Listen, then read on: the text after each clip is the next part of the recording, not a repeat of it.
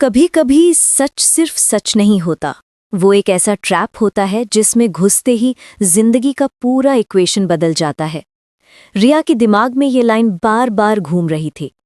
रात के अंधेरे में रिया अपने कमरे में बैठे बैठे एक पुरानी फाइल खोलती है।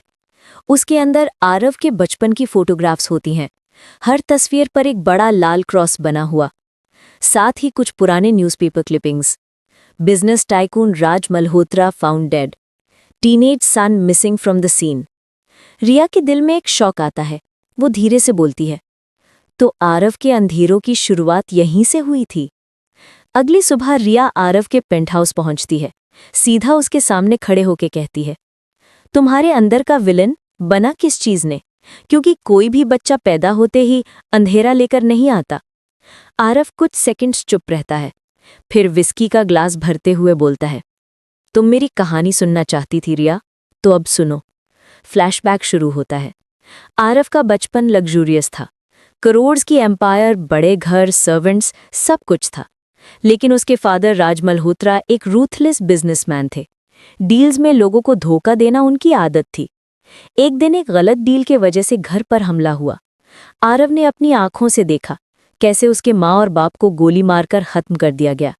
सबको लगा कि आरव भी उस दिन मर गया, लेकिन असल में आरव बच गया और अंडरग्राउंड चला गया।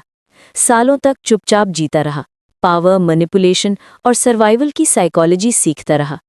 उसकी आवाज़ हैवी हो जाती है। मैंने डिसाइड किया था, अगर दुनिया मुझे एक खेल समझती है तो मैं सबसे बड़ा प्लेयर बनूंगा। न दोस्ती, न मोहब्बत, सिर्फ कंट्रोल।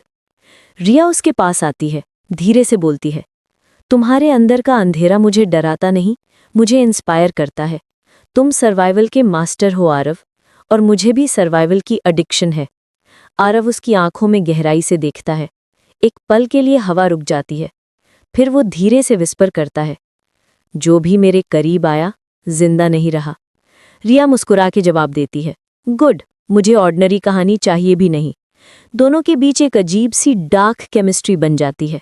आरव कहता है, तुम पागल हो। रिया हंसती है, पागल ही तो सक्सेसफुल होते हैं। दोनों हंसी शेयर करते हैं, लेकिन उस हंसी के पीछे भी एक डार्कनेस छिपा होता है। रिया कहती है, देखो आरव, तुम कंट्रोल के लिए जीते हो और मैं ट्रूथ के लिए। अगर हम साथ हैं तो हम एक दूसरे को डिस्ट्रॉय भी कर सकते हैं या फिर एक एम्पायर बना सकते हैं।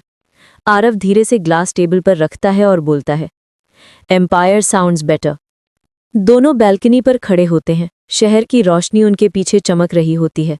रिया धीरे से कहती है, तुम्हारे एनिमीज सिर्फ डील्स तक लिमिटेड नहीं है आरव। मुझे फील हो रहा है कोई शैडो तुम्हें खामोशी से वॉच कर रही है। तभी आरव के फोन पर एक मैसेज फ्लैश होता है, next target Riya Kapoor. Camera zoom in करता है। आरव का कोल्ड फेस, जो हमेशा फियरलेस था, पहली बार हल्की से डर से हिलता है।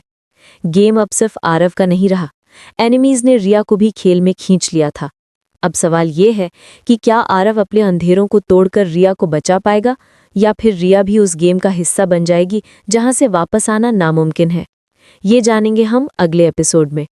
अगर तुम्हें स्टोरी पसंद आई तो लाइक करो, शेयर करो और कमेंट में बताओ कि क्या रिया आरव के लिए एक स्ट्रेंथ बनेगी या डाउनफॉल।